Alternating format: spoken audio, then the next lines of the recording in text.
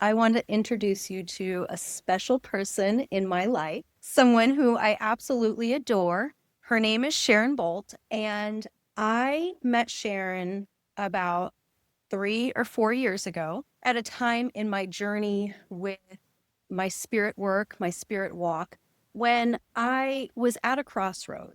I had come to a place in my journey where, on one level, everything seemed fine. On another level, I felt like I was plateauing out. And then on a deeper level, some things were just falling apart and crumbling, and didn't understand why and what was going on. And when I encountered Sharon, I just knew that her heart, her light, and the beautiful space that she held was exactly the medicine that I needed for that point in my journey. And I am just so, so grateful. So maybe along the way during our conversation, you'll hear more little details and tidbits on how that unfolded for me specifically. But for now, I want to just fully open the floor and hear from Sharon. Thank you, Jamira, for the beautiful introduction and for your very, very kind words. And I'm delighted and so excited to speak to you today. I love your work. I love your energy. And I'm actually very, very honored that you'll have me on your podcast. This has been so, I have just felt so giggly and so excited to talk to you because it feels really, really important now, as I do feel like there's this, I just feel like there is a threshold that we are all stepping through right now. And there just feels like there is a real moment, a real choice point for each of us to deepen and to gain even further clarity on where we are in our own path, and integrity. That's the word that's coming to me. So I would love to hear, please share. I want to say share what wants to come forward, but I'm going to specify that. Please share what about your work right now are you most excited about? Okay. This is a great question because just like you, as a, let's call it spiritual creator, there's things we get excited about that no one's ever going to be interested in. I'm sorry to say, like, and I just want to make that a normal thing. And I've actually got a post about this coming out today. The process and the cost of being a creator. And by creator, I mean someone who works with their soul and works with the spirit world to make something invisible visible. And that process to me is what I love most about this work. If I could just be, I'm sure similar with you, in a garden creating, that to me is eternal joy, right? But we're in a system that we then need to market our creation and we need to share it with the world. And what happens is, and I'm sorry if I'm going a little bit off track here, the field, the matrix, always has an intention to create with an outcome. And so the outcome has to be, if you create this, it better make money straight away or it's a flop. It better deliver this many followers. It better have this many people in the space. And it's kind of like a baby's coming out and there's all these metrics already piling up. And so this tends to disrupt the creative process. And so my teachers always taught me, create for yourself. And there's a lot of things I create for myself, which I love. Then create for you, but at the same time, it has to be a win for the collective. It has to be a win for the field.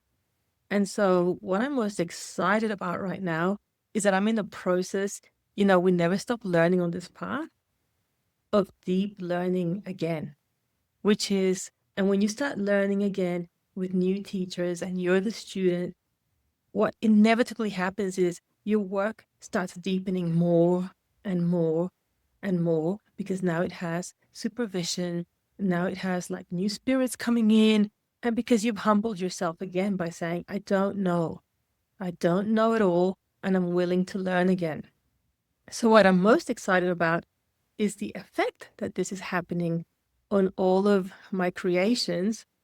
However, I always ask the spirit, I do rituals and say, out of everything I've created, what does the field need the most right now? And I actually haven't done that ritual yet. I was going to do it when I went back home to Australia because sometimes my heart wants something, but really what the field needs is something completely different.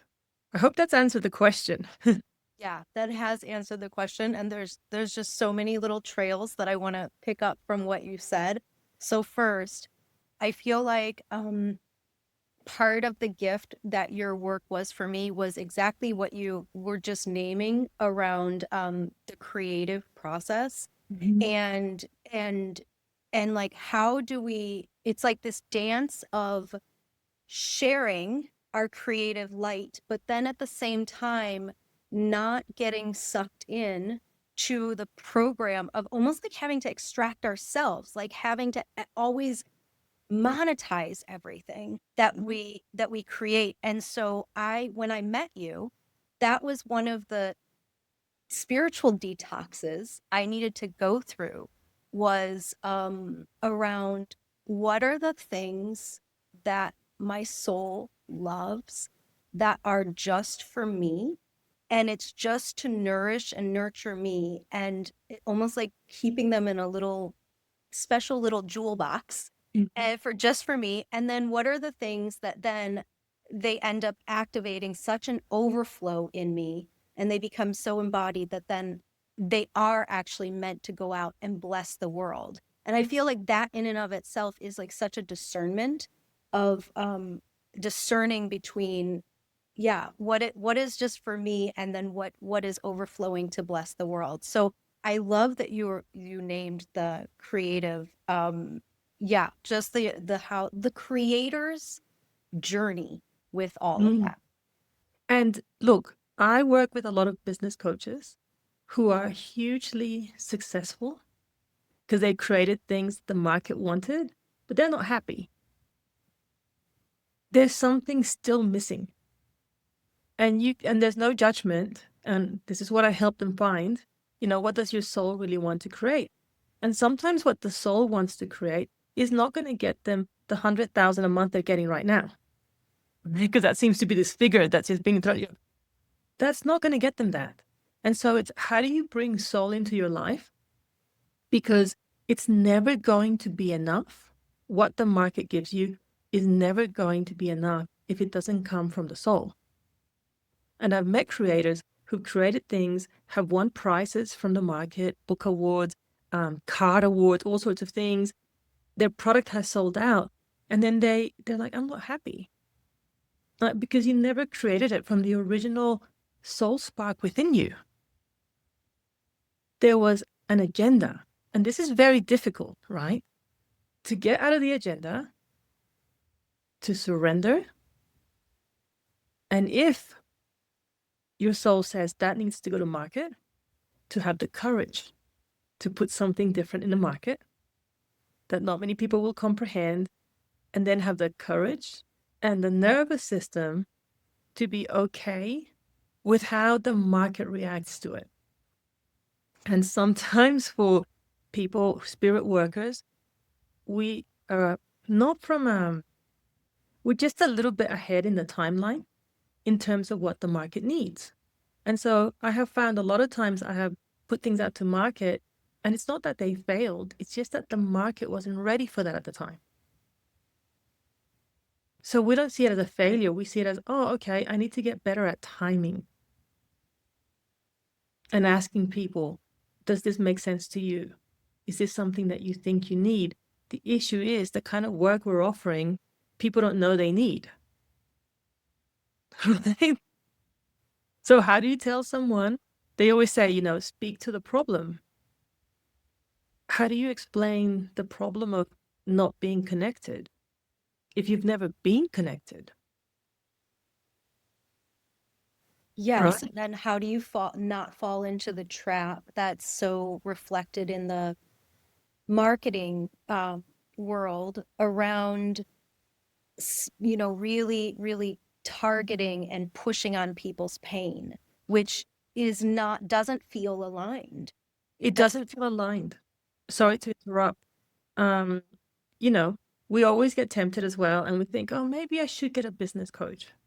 And so I spoke to someone, and she sent me some homework, and my whole body contracted. And the homework was list all your competitors in Excel and write all their top performing hooks and see how many you can copy. And I was like, I can't do this homework because I've done so much work in not seeing others as competition, and their hook is their hook. I have to write from an inspired way, which means I've been inspired by spirit. That's where the word comes from. And so this is the kind of stuff they're giving people to do. And it's okay if you do it. Seriously, no judgment. But I have to respond to how my body reacted in that sense. And that's not for me. So I'm missing out on the hooks. But to me, when she was telling me list your competitors, I actually couldn't list anyone. I'm like, I don't know. So what's happened is, because I used to be in marketing and advertising, they've taken that model from business and superimposed it on spirituality. And we have to do it in a different way. Otherwise, we're just following the matrix instructions and we're not listening to what our soul really wants to do. so I want to laser in on this for a moment because I think this is what sets your work apart in my opinion. Um, which and really for me is just a beautiful resonance for me about your work, which is that you teach so beautifully about working with the inner planes, working with the spirits in relationship. And what sets your work apart is that everything is soul forward. I, I've just made that word up. You don't say I that. love it. That's the best. Soul alignment was greatly overused.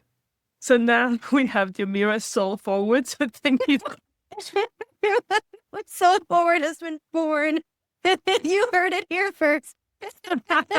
We're gonna hashtag that immediately. Hashtag soul forward.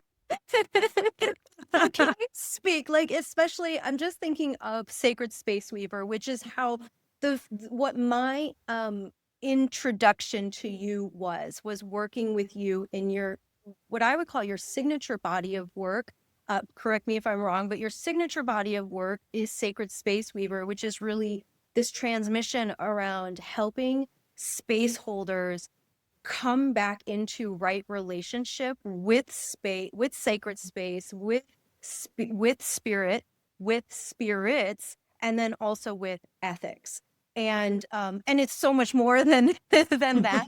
But I would just love to hear, because I do feel like, and then there's this really important piece about being soul forward in this work. And so could you just talk a little bit about that?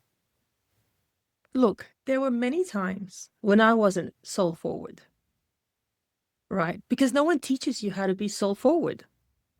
And I have done over 10 modalities and many trainings, shamanic trainings. And then I started holding space, and all this stuff was happening that no one knew the answer to. So I was like, I don't think they withheld it on purpose. I just don't think they've done the work to get to a level where these things start happening and you don't know what to do. And so I traveled to South America looking for the answers, traveled to Europe, and in the process got ripped off many times by people who said, yes, I know what to do, I will help you. And I got exhausted by it all. until, when you stop looking, the teachers come. And I was able to meet actual senior teachers, which is what I feel we're lacking a lot of in this space. Um, there's amazing, very talented young people, but you do need to put your time in with the spirits for certain things to start happening and for you to know what to do with them, right? And so when I started to realize how little I knew, yet how many spaces I was holding, I had a little, let's call it dark night of the soul moment, because I thought, what am I doing? I'm not doing the right thing by these people. I'm not doing the right thing by the spirit. I'm soul backward because all of this is a mess. This is nearly how many years, 10, 15 years into the path. I need to start again. So this is a really crucial point. And I hope that it doesn't matter how old I get, if I need to start again, I will. We need to stay open that there's better ways of doing things that someone else can show you. But what happens is, because I was really looking for this information, I grieved it, I absorbed it, I started again. I have a teacher who calls it doctor syndrome. When you spend so much money and so much time training in something that when someone shows you an alternative, you can't receive it because you're so confronted by the 10 years that you've spent money on other things that to receive it means that you've wasted time. And so this is the point most people find themselves in. Am I willing to let go of the investment, the time, the energy, and start in right relationship in a soul forward way? Or am I going to pretend I didn't see it because it's so confronting? But what I say to that is, I don't regret the money I spent or the years that I spent because they were right for me at that time. And if I don't allow myself to receive something new, and it's actually not new, as you know, it's just a rearrangement and a cleansing. If I don't allow myself, and you described it beautifully, you said, I feel like all of my work is being Palo Santo'd or something like that. That's one of was been having a salt bath for the yeah, last. right. And so what happens is all of us do the work for so long and we reach a plateau that you spoke about where we need someone to come in and do the salt bath, do the Palo Santo, do all the things. And then your soul takes that opportunity to naturally realign itself and move forward. That's all it is. And so I thought this needs to be offered to others so that they have an easier time of it. Yeah, and so what are some of the and I just want to clarify just for anybody who didn't, when she's saying you come in, you do the salt bath, you're doing the Palo Santo, she's not talking literally in that moment. She didn't throw me in a salt bath. She didn't play Palo Santo over me. She's talking about the energetic transmission and the gift of, again, somebody having more experience and sharing that transmission of wisdom, and then that goes through all parts of your being and all parts of your I would say your spirit team as well, and your multidimensional nature, and it helps you rearrange, it helps you reconfigure and just come back into deep alignment and calibration. So I just wanted to Thank you so much. And maybe I'll give a more practical experience of what this looks like. When I've had this done to myself, all of a sudden you start to notice, not just in spirituality, but maybe in your healing room, those decks don't resonate anymore. Those tools are not for me. This part of the path, because your discernment grows, I need to let go of. So, for example, at that time, again, nothing wrong with this if this is your soul choice. I was really dabbling in witchcraft, thinking that maybe that's where I was going. But as soon as this transmission started to happen, I was like, oh, this is a program because it's hot in the field right now, right? We forget how influenced we are by the field and things that are hot in the field at the moment. And when things, for example, nervous system work is hot in the field at the moment. And everyone's doing, nervous system trainings, which is amazing. And people said to me, I go, you're going to do one, Sharon. And I thought, hold on a moment. Am I a nervous system practitioner? No. And so I'm trauma informed, but that's not my lane. And so you see in the collective how people keep changing their lane every 3 or 4 years, right? And this is not soul forward, just to give examples. This is you just following what the collective is doing. Yeah, I feel like to give another example of one of the things that I had to put down was that I realized that I had picked up a couple of goddesses that were not in resonance. And it was just like somewhere along the way in the spiritual journey, you know, it's like these sometimes we pick things up that again, it's just like because it's in the collective and we end up picking things up that aren't really ours. There's not and it's like there's not a resonance. And for whatever reason, I was finally able to put some of those pieces and energies down during Sacred Space Weaver, which I'm so, so grateful for. So I'm just curious, like, what are, yeah, some of the other things that you've noticed, like when people come to your work, what are some of the challenges or things, the ways that it's manifesting?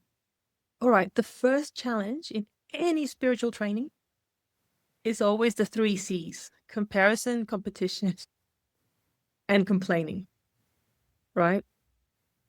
Because it's inevitable in a spiritual training that there's always going to be a Ferrari in the room. That means a highly talented person.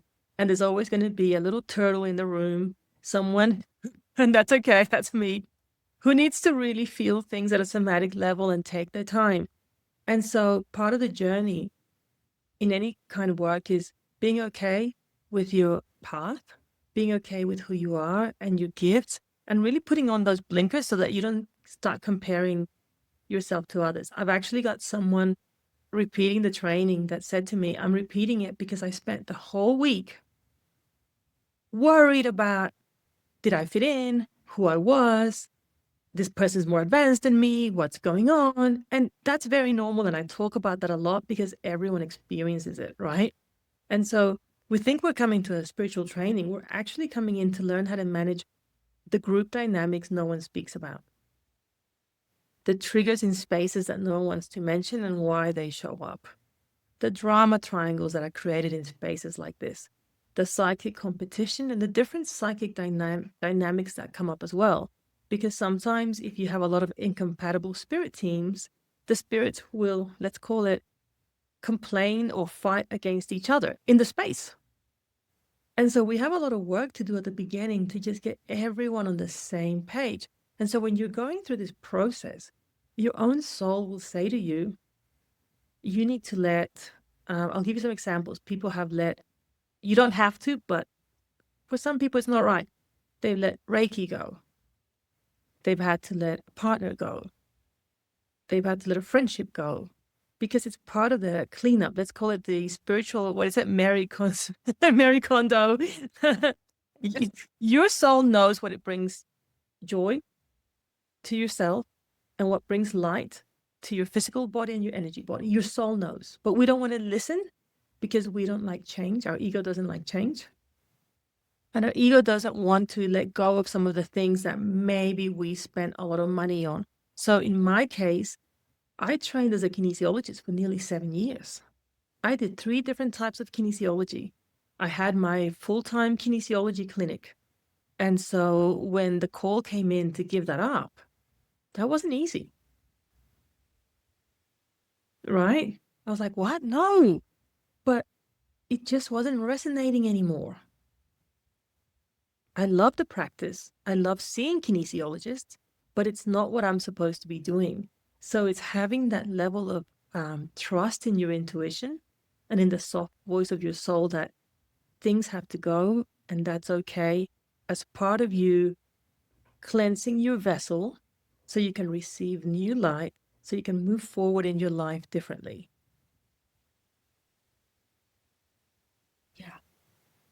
I'm just thinking about one of the gifts of your work.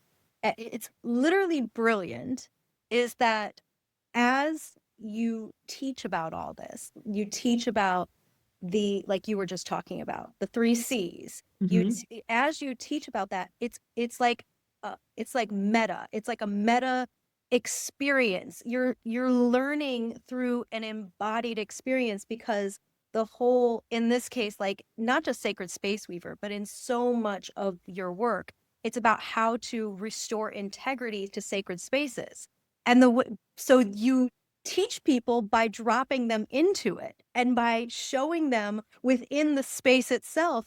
Look at the three C's. Look at how these are coming up in our space. Look at how these are. And so I think this is one of the most brilliant gifts that you bestow upon those who attend your trainings, is this embodied transmission around how to recognize and see these dynamics playing out, that even if the surface level, and I don't mean to call like spirit Mm-hmm. teaching surface level, but even if those are overt, right? You're overtly teaching about these beautiful practices and how to work with the spirits. That's the overt thing. But you can have all of those overt things.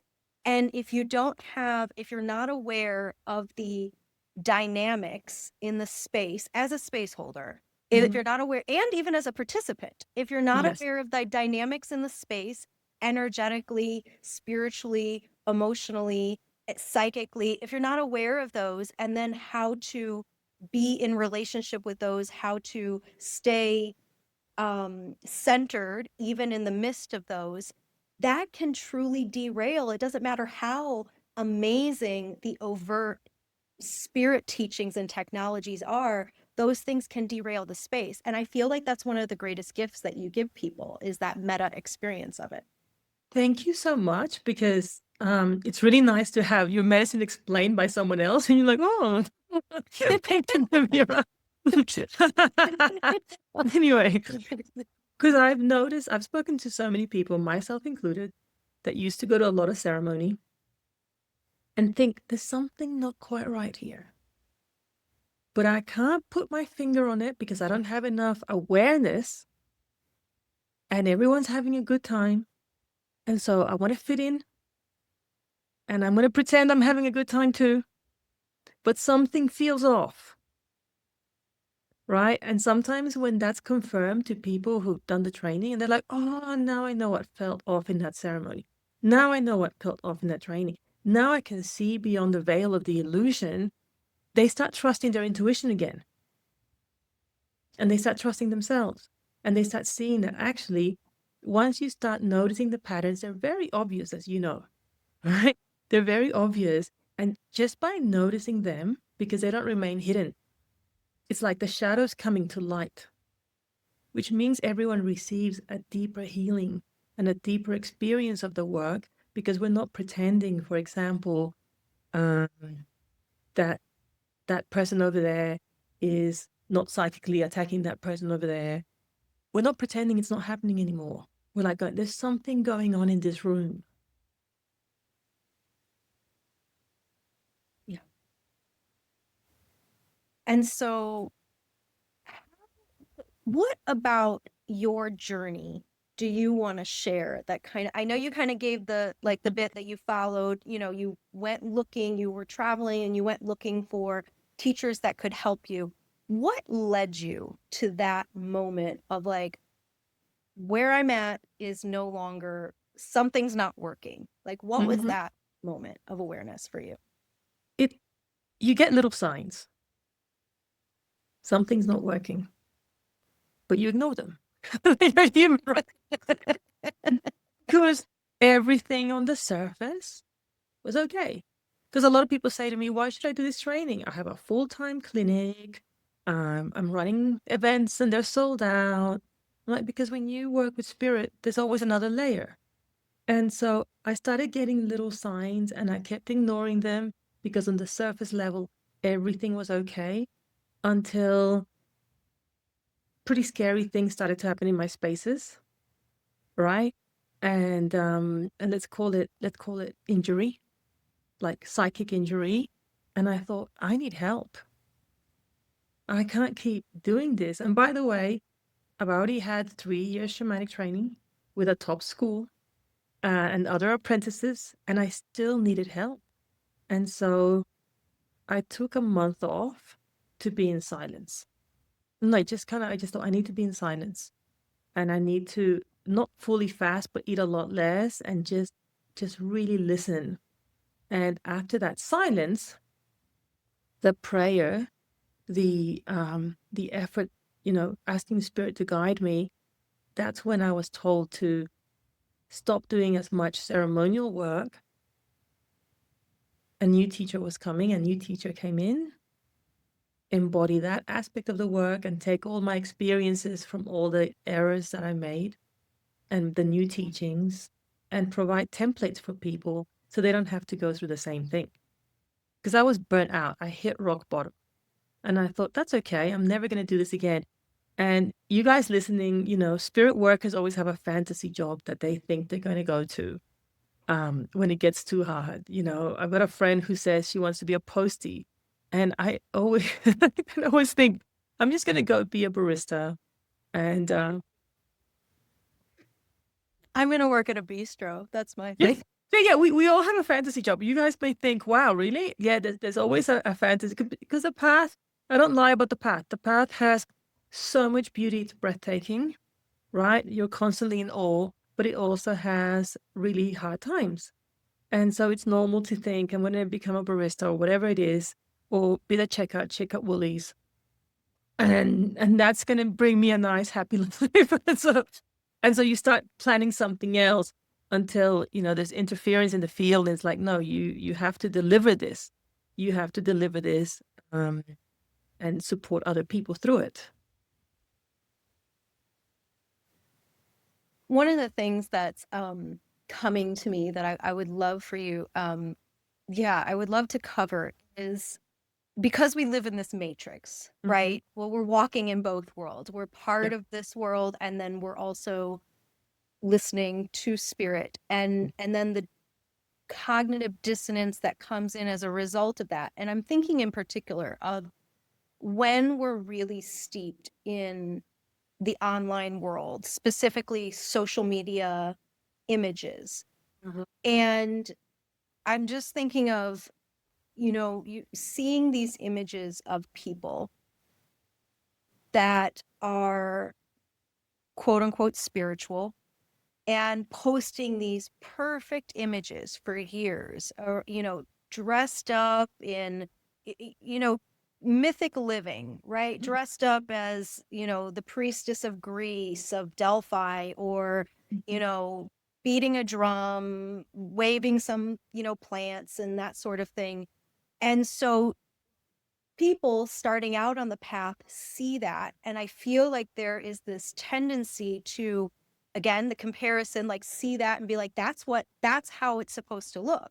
That's how it's supposed to look, and these people are having a great old time of it, and so that's what I should need to emulate. And so I just would love to hear from you about, yeah, like that kind of pitfall, and what is that, like what is that that's happening? Why do we have those those perfection examples, and then what does that do to the new seekers on the path, and or those of us who have been on the path for a long time? Like, what is that? I My heart goes out to the new seekers because you're coming into this when there's so much smoke and mirrors. It was easier back in the day, and it's just getting harder and harder. And I'll get back to your question, getting harder and harder because the new, let's call it the new spirit worker, also has to be a marketer at the same time.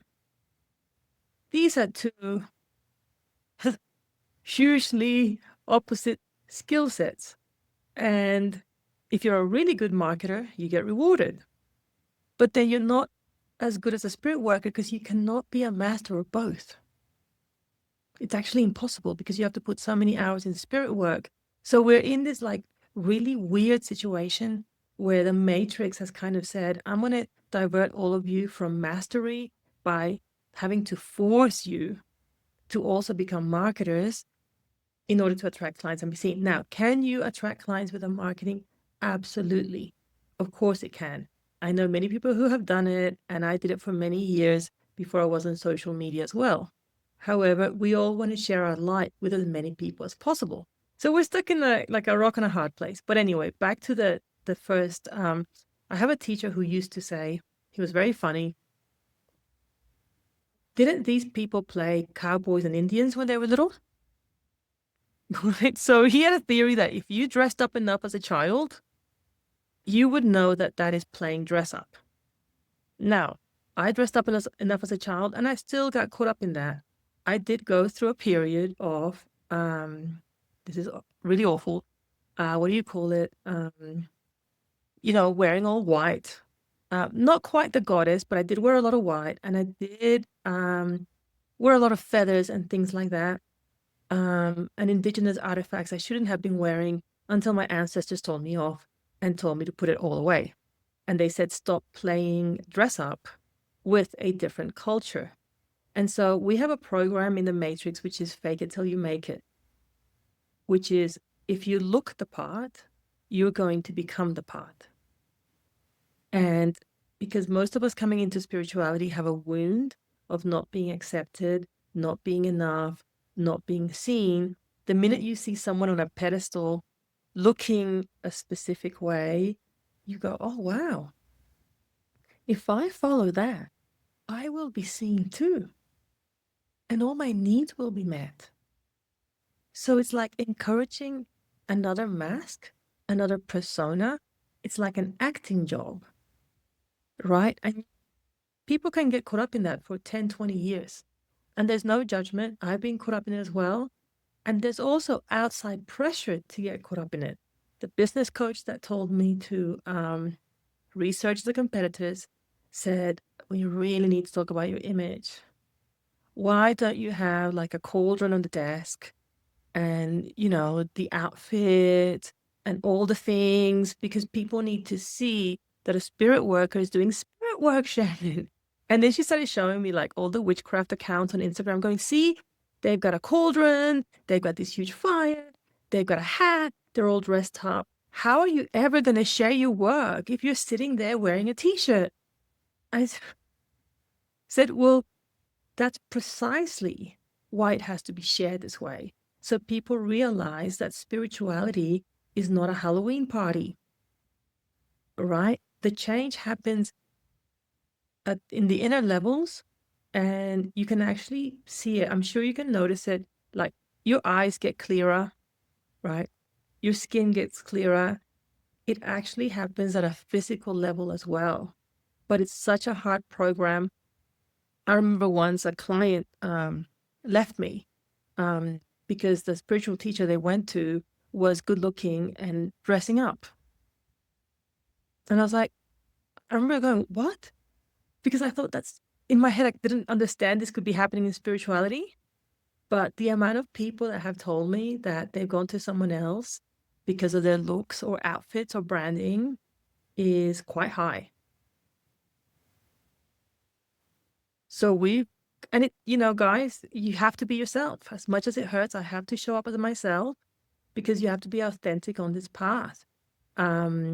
So I just hope that people can start to see beyond the surface level. Yeah, and I was gonna say, because that's the thing, like how, when confronted with all of these images and all of the stimulation, right? It's not like we're spending periods of time in silence getting to know ourselves, No, the average person. And so how to cut through the noise and discern, I do think one of the answers to that is your work. I think that's part of what your work blesses people with, is starting to cultivate and hone discernment. But is there there's a name for that, Jamira. what is it? The work kills your unicorn. Don't worry, guys. I'm not going to really kill your unicorn. It's not a sacrifice. It's going to kill the shiny things that you have thought were spirituality. And it is a painful process. Now, let me clarify. Some people are naturally flamboyant. some people are naturally are meant to dress up in that way. And if you look at African culture and some of the outfits that they wear in rituals and stuff, that's part of the culture. We're actually referring to doing something that's not inherently authentic to you as part of fitting in with a spiritual image and with the process. I feel like each soul, the souls that are attracted to that are meant to go on that journey for a while, and blessings to them.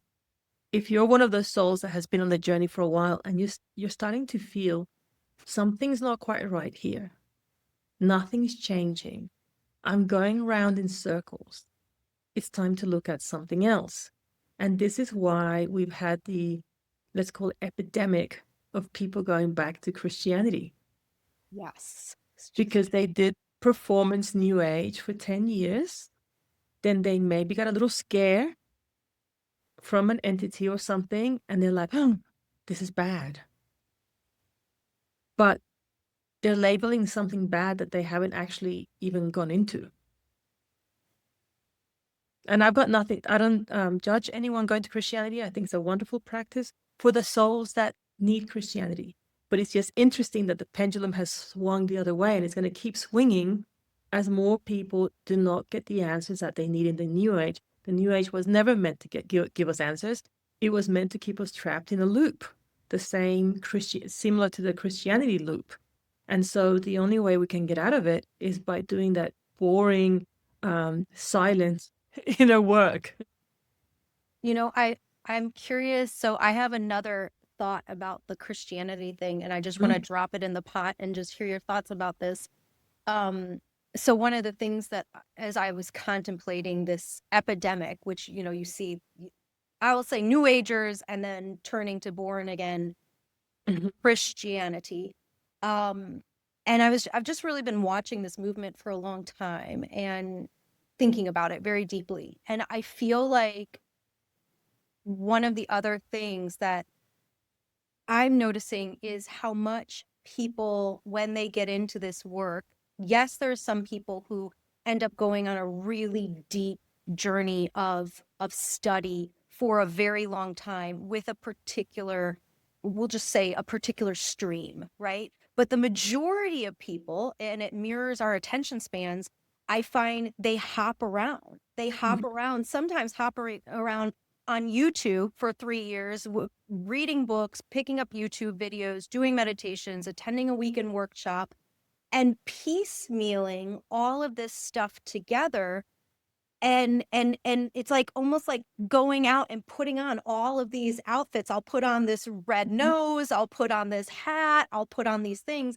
And you get to the end of the road and you see yourself in the mirror and you think, oh my God, and you scare yourself because you look like a crazy person and you get scared. And then you go back to the first thing that you remember, that regardless of how many challenges, inversions, and its own issues that it has, there was an anchoring in a cosmology and tradition. Even though that tradition is inverted, there was still like this anchoring of this is a lineage of tradition. And I just wonder how much, again, I think that's why the work that you share is such a panacea for this, is because it holds a space that allows each person. I feel like one of the issues is that each person has not spent that time to allow the seeds of their own soul to actually emerge to what is the soul spirituality from my lineage, my soul and spirit lineage. What is that wants to emerge and then take up space in my field versus pulling these external things and dressing myself up in things that are not aligned to my soul? Do you know what I'm saying? Do you think that that's 100%? I'll try to remember all the threads. I love them. Thank you to Amira. Basically, because most of the trainings out there, and this is happening now in normal modality trainings, you've started the training, and 3 months in they start saying to you, you better become a marketer now as well, right? You want to start marketing, so by the time you finish the modality, you've got clients. Whereas when we did the work, we had to really go deep in the modality for a long time, do lots of case studies, and then we started to market it once it was really embodied. And so people are feeling this pressure. And so, because this is in all the other modalities, when they come to the spiritual world, they bring that pressure in. How quickly is this going to give me results? When is it going to give me money? When can I start teaching this? Because I cannot make an investment that I don't see results straight away. And that's just a huge program that everyone is working through. And spirituality requires patience, like a lot of patience. I've been dabbling since I was 20, and I didn't start earning money from spirituality in terms of group work till I was 45. Right?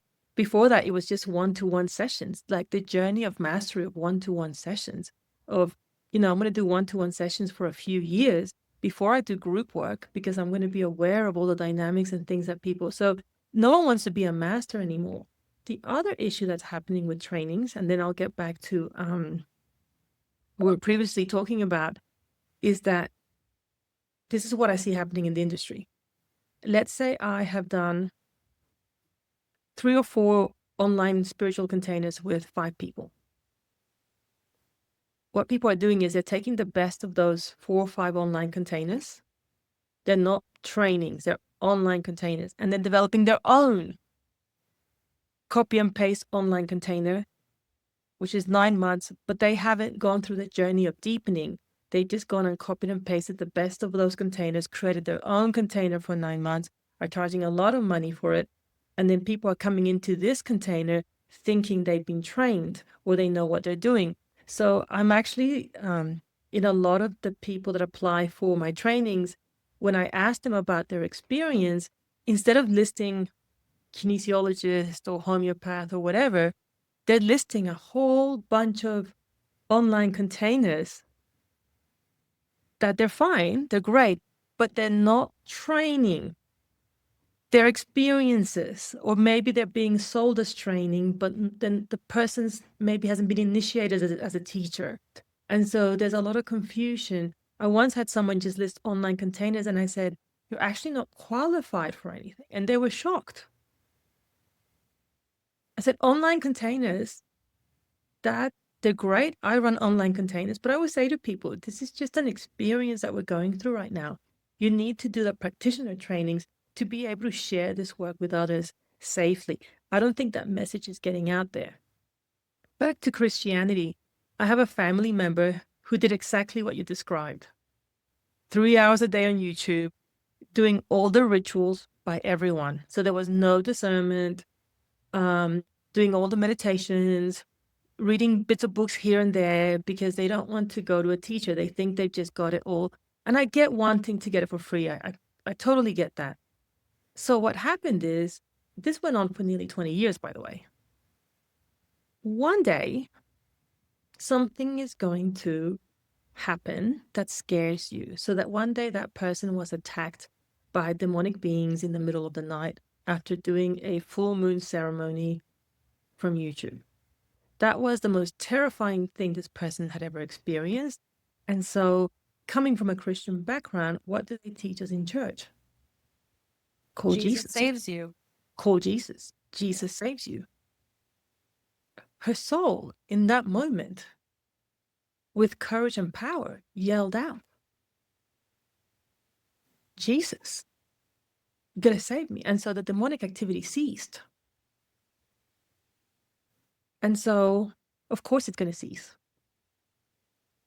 Right? Working with Yeshua is very powerful in clearing entities. And so the person thinks the New Age got me here. They got me all these entities. No, your lack of training, discernment, structure, and focus and discipline got you to that point. So what you've said is 100% correct. And look, I actually wrote a long post about this a few years ago. If being in Christianity makes you a better person, that's amazing. That's all we want. We just want nice, kind humans. Now, the other thing is, though, people are choosing performative Christian religions where to keep. So you go from the New Age to the, the disco, the Christian disco. which has the Christian music that sounds just like the music we're listening to on the radio. And everyone's all dressed up again, but it just has a different name. So the pendulum just keeps swinging back and forth. Yeah, thank you for naming these really important pieces. The first around really understanding the difference between partaking in an experience, Mhm. whether it's online or in person, but a container that's an experience versus partaking in a container that is a training. Yeah. And those are really, really different. And I think you're right that those are not being named. And then also this other piece that you've really beautifully just put this fine point on, which is it's the structure. That's what's so important is that, and it's not about having, and again, taking somebody else's structure, but allowing your own soul structure to unfold. Um, and yet it's like, it's such a beautiful dance with the way that you share the medicine, the work, because you give people templates, but the templates have space to breathe so that your own soul can breathe through them. And eventually, I even find many, many years later, those templates kind of integrate and they were like at one point they were almost like training wheels and then they sort of start to fall away and when your own soul is strong enough and then it like fills out into the space around you, like I feel like that's the gift of your work, that it does. That's what, and you know why? Because I spent so much time. I have a religious background, everyone, Seventh-day Adventist, Jehovah's Witnesses, Catholic. So, deep respect for religion. But I always respect it because it came first. It came before spirituality. Because I was in all those religions where there was always a middleman. And then I was a Taoist monk and there was always a middleman. And I experienced so many teachers that said, you have to remain in the structure and be like this so that they could also remain the middleman. And what happens when you're in these structures and there's always a middleman above you that doesn't give you complete soul freedom? It's a harvesting school, right? And I didn't want to create that. And so part of the journey is we need to create we need to support as many people sharing their authentic soul medicine as possible because that's the true healing. But if you look at a lot of schools, and I've been part of them, everyone looks the same, acts the same, speaks the same. And you're like, oh my God. And I've lived that. I've lived that as a Taoist monk. Can you unpack for people who that's the first time they've literally heard the word harvesting? Because I know it can sound like a little like, well, what's that? It can sound scary to some people. Can you unpack like what is that? It's basically taking energy from your students, taking energy from your participants because you think you're above them and that you are the intermediary between them and Prime Creator. And so no one is the intermediary between anyone and Prime Creator, right? You can have a guide, you can have a human guide, you can have a spirit guide, but the minute the human or the spirit guide tell you to start worshiping them as the creator, you're in trouble. And that's what happens, going back to your goddess comment, in a lot of the, let's call it, unscrupulous goddess schools. There's a lot of worship of the goddess or the god. They should be honored, they should be respected, but they're not meant to be worshipped. I've also seen fallout in the shamanic community where people start worshiping the elements. The elements are not meant to be worshipped, they're meant to be respected. And so no one explains to people the difference between respect, worship, back to the containers. I mean, you've seen that I've had to do it in my containers now. This is not a teaching container, this is an experiential container because no one gives clear terms and outlines from what I've seen in a lot of their work. And so people come in very confused. And So for someone who is just coming to be curious about your work, Mhm. I know it's called your next training that's coming up is Sacred Space Weaver. And generally we think of people who are actually facilitators and space holders.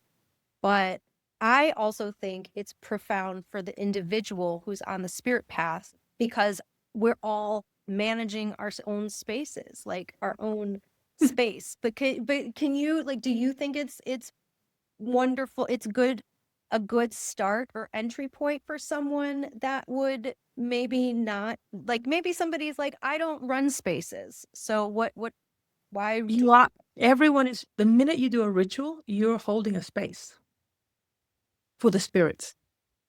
The even minute, and so to clarify, even if it's personal even ritual. if it's personal ritual, you're in a space, right? And so, first of all, we need to learn to hold space for ourselves and the spirits that we work with, right? People are doing, for example, manifestation rituals, sexuality rituals, not realizing that they're creating a space. Consciously or subconsciously, they're creating a space. Now, the benevolent spiritual beings need a safe space to land in if they're going to work with us. And so, if we don't know how to create safe spaces for the spirits, we're not going to be working with the benevolent spirits. It's going to be very easy for tricksters to come in. Of course, there's mercy and compassion. You'll get the benevolent spirits coming in quickly, but we show great respect by creating a safe space. So if you look at any religion, right? Even I'm thinking of Bali right now, when you go to the temples in Bali and how beautiful they are and how they put all the offerings and how they take care of those temples, because that to them represents the spaces where they go and do their rituals and prayers. So when I talk about sacred space, yes, it helps facilitators, but it helps anyone on their spiritual path. This is a training I wish someone had given me at the beginning because it would have framed the whole thing. And then I would have been able to assess, okay, this is the journey that I need to get on. And I'll know then when I'm ready to be a professional space holder, because most of us, myself included, became professional group space holders without having the full skill set or completely comprehending the depth that we were signing up to, right? Because right now it's not seen. I've written about this before.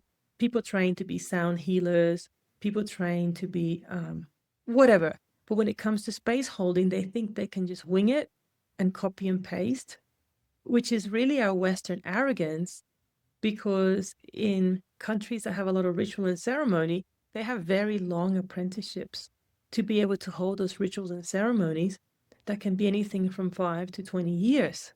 And so we just think, again, because we can't see past the, 3D, I'll just, oh, it looks pretty easy. She's got a pretty dress on. She's waving an incense stick. I can do that. She's getting paid this much. Yeah, I want to do that. And I once this is a true story.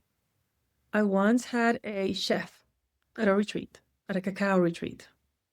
She was in the kitchen, but every now and then she would come out. A week later, she ran a cacao ceremony.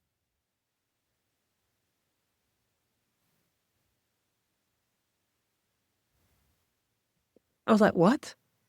Completely blindsided me. And she invited some of the, and anyway, she started running. She was just copy and pasting, copy and pasting, copy and pasting, and seeing what people do online. And look, people can become very successful with this because the spirits that work with you at the level that you're at. So if you start from deceit, theft, you're going to attract powerful negative spirits who are going to support your work, because it means that those spirits can have access to all of your clients. So this is what a lot of people don't understand as well. You can be successful, just even more successful in this matrix, working for the dark side. And there's plenty of people that look love and light, but they're actually working with dark beings.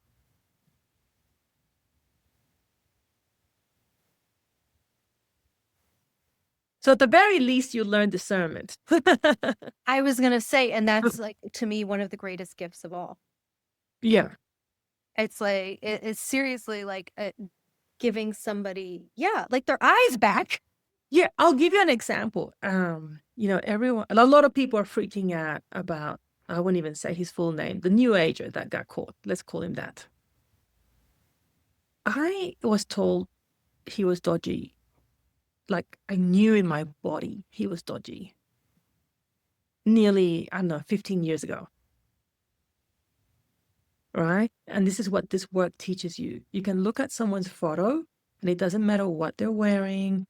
It doesn't matter what the copy says, or if there's glitter all over the page. You can discern, but it does take time. It does take time. You can discern just by looking and feeling the energy. And if it's genuine, the other really important thing, and this is something my teachers really hammered into me, sincerity of the heart. Why the person has to be sincere? If you're helping others, you cannot be doing it for glamour, fame, followers, whatever it is, because you're going to immediately attract negative energies that are going to work with you. You have to have a sincere heart to be of service. Not servitude, service. Because a lot of us have fallen into the servitude program as well. Right. And that's something else to watch out for. Yeah. Thank you so, so much for, I feel like you've just shared so much wisdom with me and with everyone that gets to watch this. Is there anything as we come to this completion, is there anything else you want to just share? Any closing or last points? Yes, because this comes up a lot, Tiamira, and I don't know if you experience this. When you make a choice that is comfortable for your ego, it's very easy to feel aligned. When you make a choice that is uncomfortable for your ego, but comfortable for your soul, you're going to freak out. You are going to be doubting. You're going to be asking everyone else. You're going to want to do it, not do it. And we've all done it, by the way, right? I've done it. You've done it. I've done it a lot. Right. And sometimes you feel the call. Like I've had people who feel the call for years and they're like, they have this fear. And the fear is not the training. The fear is like their own ego or their own background or whatever, just blowing this thing up out of proportion because you've been through Sacred Space Weaver. Yes, it's confronting. Yeah, but it's not scary. Right? No.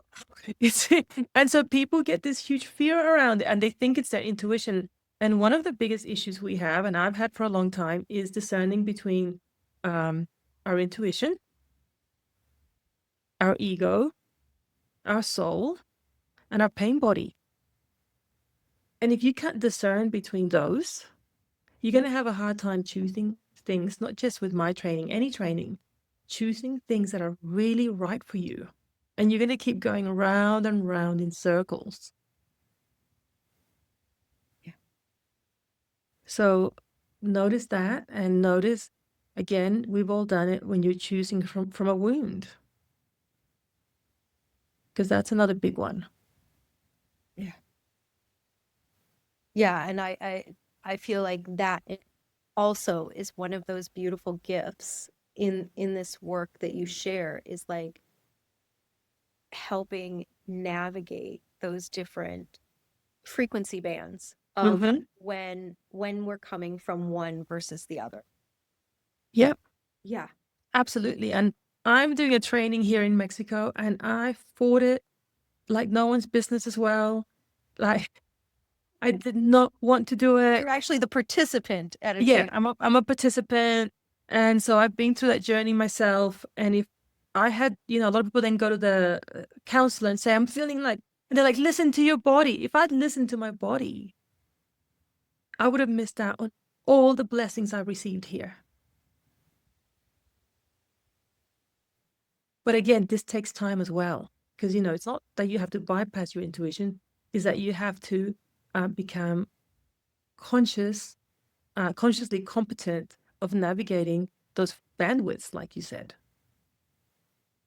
And if maybe that's the thing you do for 6 months before you choose your next path. And so if this feels like something that is resonant for someone or their interest is piqued and they want to learn more about your work and your upcoming trainings and experiences, how do people connect and learn more about you? My Instagram is at Sharon Bolt Magic with a K. And there's like a free ebook there, Connect to Your Soul. And there's a training pathways booklet that you can download and that explains how everything works. Or go to my website, thetempleofshamanicmagic.com with a K, and reach out. I love hearing from people. I also love hearing what people need right now. Right? And It changes all the time.